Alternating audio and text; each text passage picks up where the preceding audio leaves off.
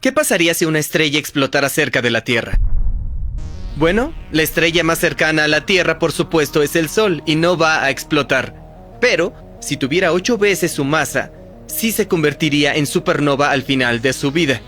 Entonces, ¿cómo se vería eso? Si colocaras una bomba de hidrógeno justo delante de tu ojo y la detonaras, esa explosión aún sería 1000 millones de veces menos brillante que ver el Sol hacerse supernova desde la Tierra.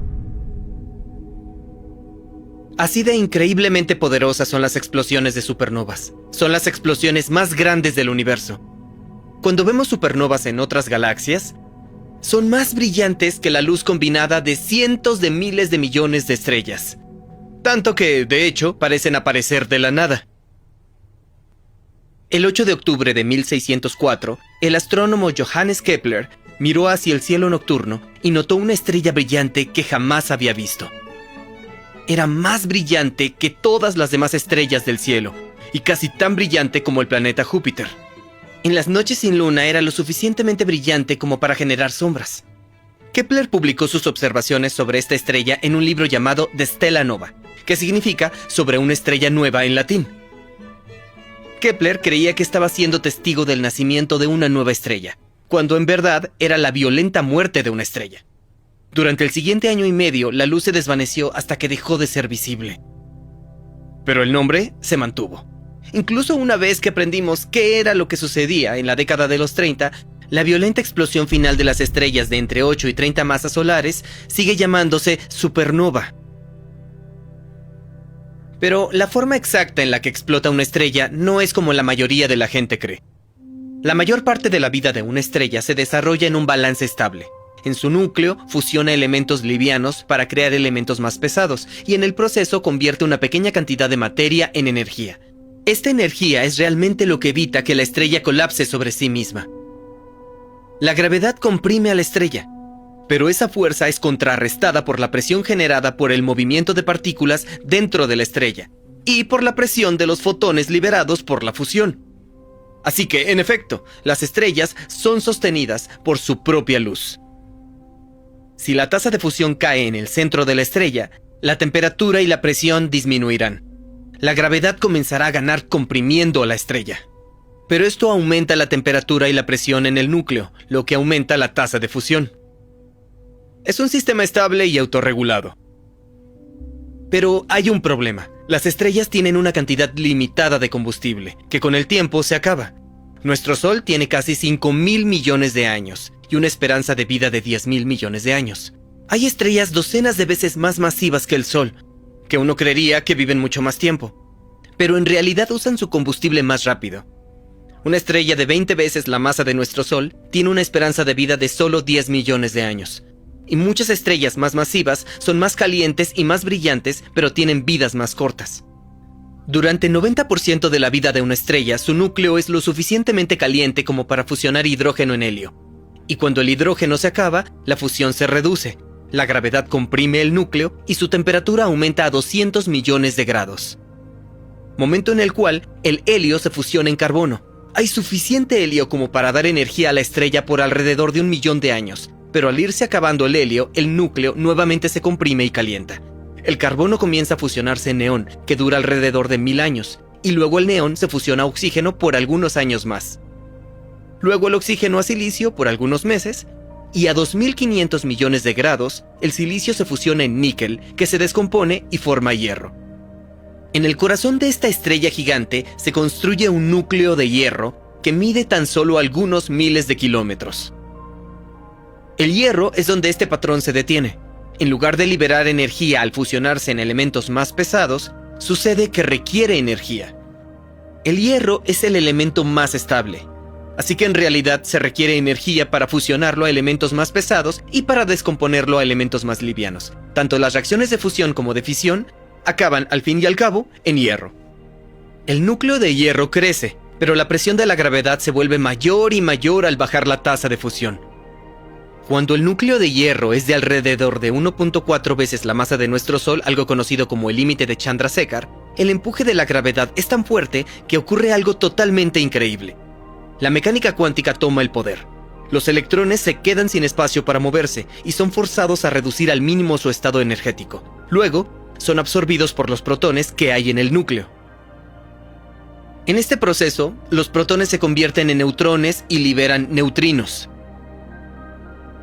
Ya sin los electrones, el núcleo colapsa muy rápido, alrededor del 25% de la velocidad de la luz. Así que lo que solía ser una bola de hierro de 3.000 kilómetros de diámetro, se vuelve una bola de neutrones de solo 30 kilómetros de ancho. Básicamente, es una estrella de neutrones. Sin presión hacia afuera que lo sostenga, el resto de la estrella colapsa hacia adentro, también a un cuarto de la velocidad de la luz. Golpea la estrella de neutrones y rebota hacia afuera, creando así una enorme ola de presión. Pero esta energía cinética no es suficiente para dar comienzo a la explosión de una supernova. No, lo que realmente le da comienzo es aquel modesto neutrino.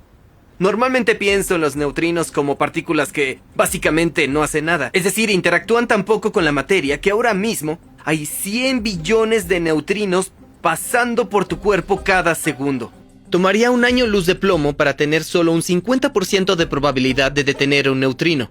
Y eso es porque solo interactúan a través de la gravedad y la fuerza débil.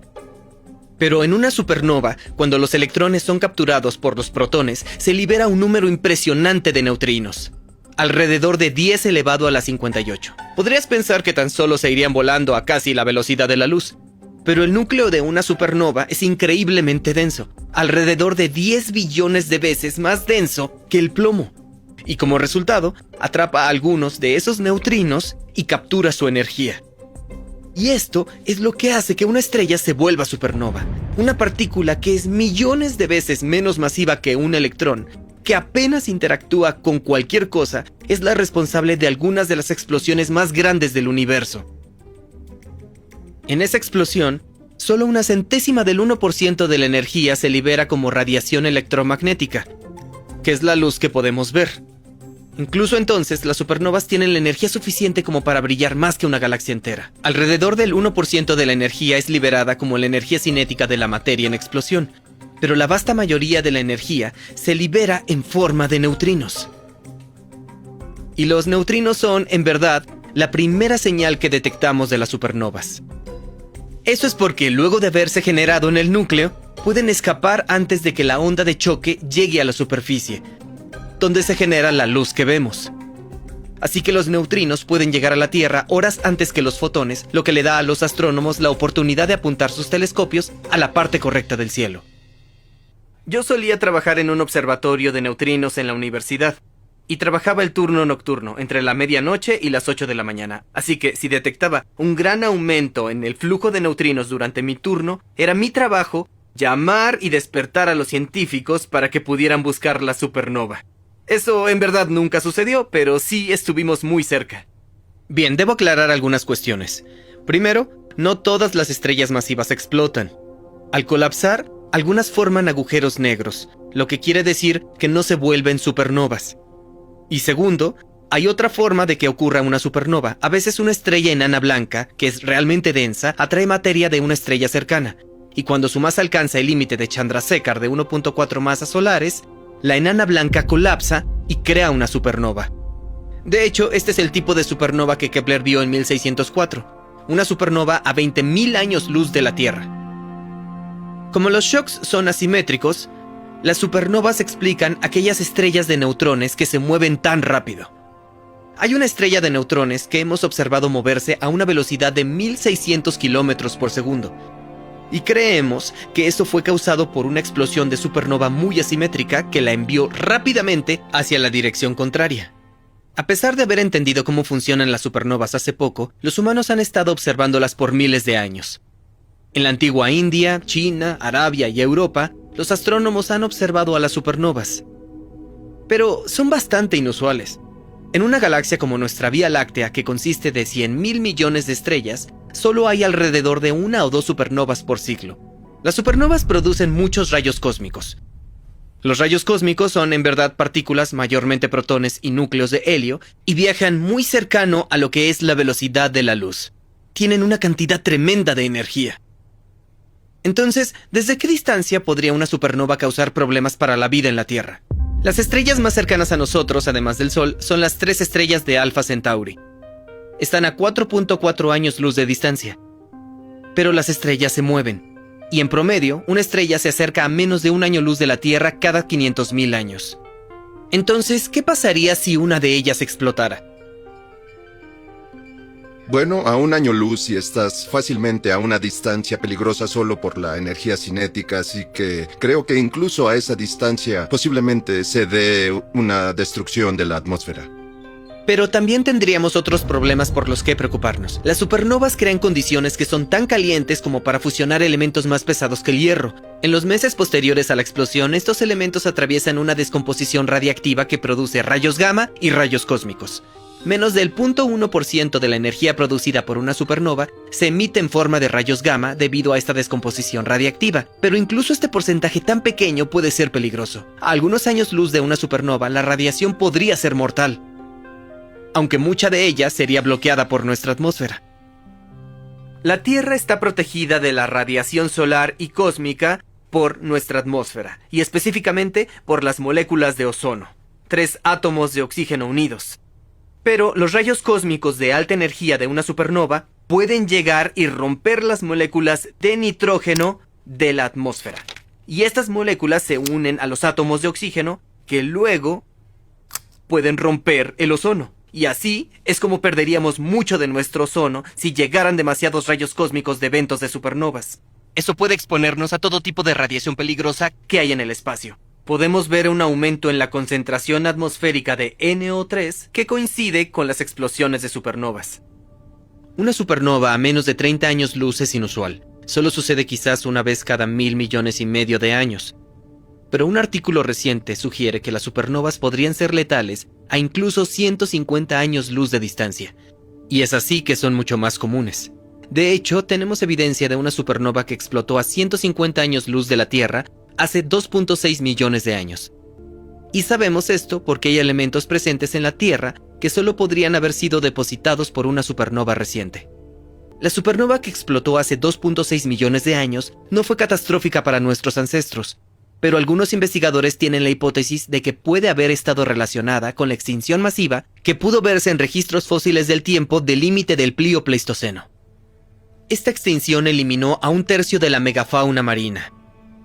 La idea es que los rayos cósmicos de la supernova golpearon partículas de nuestra atmósfera y crearon muones, que son partículas cargadas, como los electrones, solo que más de 200 veces más pesadas. El flujo de muones durante los años luego de la supernova habrían sido 150 más altos de lo normal. Y mientras más grande el animal, más grande sería la dosis que reciba el animal de estos muones. Por eso es que la megafauna fue afectada tan desproporcionadamente. Y además, los animales que vivían en aguas superficiales tenían más posibilidades de extinguirse en comparación con los que vivían en las profundidades, en donde el agua los protegía de los muones. Pero hay explosiones cósmicas que son incluso más mortales que las supernovas normales: los estallidos de rayos gamma. Los estallidos de rayos gamma fueron descubiertos por los satélites Vela, que buscaban pruebas nucleares soviéticas. Pero el 2 de julio de 1967, los satélites detectaron una gran cantidad de rayos gamma que venían del espacio. Hay 2 fuentes principales de estallidos de rayos gamma: las uniones de estrellas de neutrones y el colapso de los núcleos de estrellas gigantes llamadas hipernovas. Las hipernovas son generadas por estrellas que son de al menos 30 masas solares y que giran rápidamente. Sus colapsos llevan a explosiones 10 veces más poderosas que una supernova común y crea luego un agujero negro. Los estallidos de rayos gamma causados por hipernovas canalizan mucha de su energía en rayos de solo algunos grados de ancho. Si hubiera un estallido de rayos gamma a menos de 6.000 años luz, disminuiría el nivel de ozono lo suficiente como para ser catastrófico. Para poner esta distancia en contexto, una esfera con un radio de 6.000 años luz contiene cientos de miles de estrellas.